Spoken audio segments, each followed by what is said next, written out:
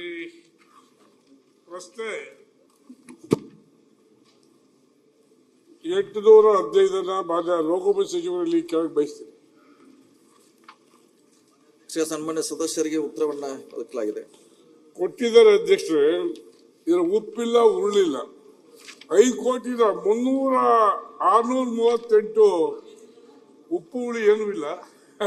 ಹಂಗಾಗಿ 638 ಕಿಲೋಮೀಟರ್ ಇದೆ ಜಿಲ್ಲಾ ರಸ್ತೆಗಳು. ನೀವು 5 ಕೋಟಿ ಕೊಟ್ಟರೆ ನಾವು ರಿಪೇರಿ ಮಾಡ್ತೀವಿ, ಸಾಧ್ಯನ? ನಾನು ಏನು ಹೇಳಕ್ ಬಯಸ್ತೀನಿ ಅಂದ್ರೆ, ಈಗಾಗಲೇ 3 ವರ್ಷ ಕಳೀತಾ ಬಂದಿದೆ.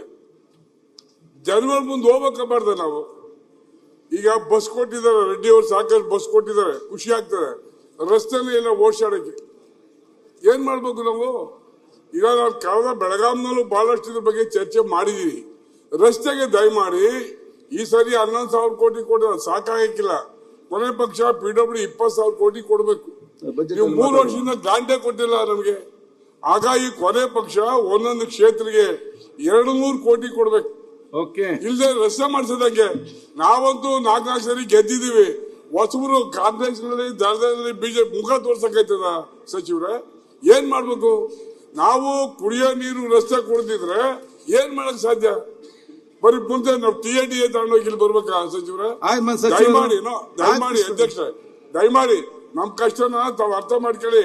ಎಂತ ಕಷ್ಟ ಇದೆ. ತಾವೇ ಒಂದ್ಸರಿ ಆ ದೇವಸ್ಥಾನಕ್ಕೆ ಬಂದಿದ್ರಿ, ಒಯ್ಯ ಮಾಡಿಸಿದ್ರ ಮೇಲೆ ಅಲ್ಲಿ ಯಾರು ತಿರ್ಗಾಡಕ್ ಆಗ್ತದೆ ಸಚಿವರೇ? ನೀವು ಹೋಗಿದ್ರಿ, 10 ಕೋಟಿ ಏನೋ ಕೊಟ್ಟಿದ್ದೀರಿ, 5 ಕಿಲೋಮೀಟರ್ ಆಗಿದೆ. ಇನ್ ಮಿಕ್ಕಿದ್ದು ಓಡಾಡೋದು.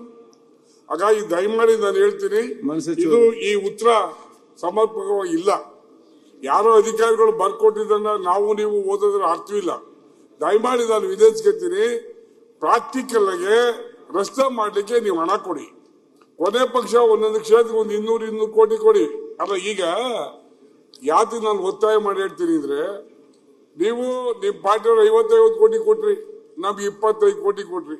ನಾವು RDP ದೇವಸ್ಥಾನಕ್ಕೆ ಸಮುದಾಯಕ್ಕೆ ಆಯ್ಕೊಂಡಿದ್ವಿ. ಏನು ಮಾಡಕ ರಸ್ತೆ ಮಾಡಕ್ಕಾಗಿ ಆಯ್ತು, ಅದನ್ನ ಚರ್ಚೆ ಬಜೆಟ್ ಅಲ್ಲಿ ಮಾಡಿ. ಪ್ರಶ್ನೆ ಅದನ್ನ ಕೇಳಿ.